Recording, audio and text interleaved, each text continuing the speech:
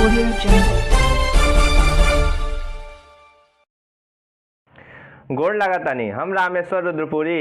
खबर रुद्रपुर से रउआ लोगन के टटका राजनीतिक सामाजिक सरोकार से भरपूर देश प्रदेश का हर छोटी बड़न खबर खातिर करम आपके आमने सामने आपके वही भोजपुरी अंदाज में।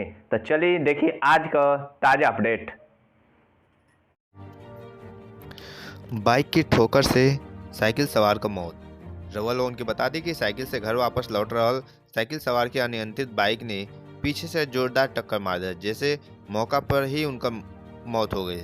पुलिस ने शव के लेकर के अपने कब्जा में अत्यंत परीक्षण खातिर भेज दिले बा। मिलल जानकारी के अनुसार रुद्रपुर कोतवाली क्षेत्र के ग्राम ममोनी खास निवासी रामकेवल गौड़ पुत्र लक्ष्मी गौड़ शनिवार के शाम करीब 6 बजे अपने साइकिल से अपने घर लौटत रहनी, जहां घर से कुछ ही दूर पहले रुद्रपुर निवही मार्ग पर तेज रफ्तार बाइक सवार ने अनियंत्रित होकर के पीछे से टक्कर मार दिले, जैसे रामकेवल का मौके पर ही मौत हो गई। सूचना मिलने पर परिजनों ने आनंद फानन में उन्हें सामुदायिक स्वास्थ्य केंद्र पहुंचौले, जहां चिकित्सक उनके मृत घोषित कर दिले रहे। मौके पर पहुंचल पुलिस शव के अपने कब्जा में लेकर के पोस्टमार्टम खातिर देवरिया सदर भेज दिले रही। मृतक का उम्र 59 वर्ष बतावल जात बा। मृतक का पत्नी का 15 वर्ष पहले ही मृत्यु हो चुकल बा। मृतक का 4 पुत्र लल्लन गौड़, रमन गौड़, गामा गौड़ व मणिकेश्वर गौड़ रहे।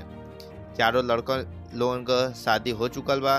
परिजन लोगन का बुरा रो करके बुरा हाल बा। Audio Jungle.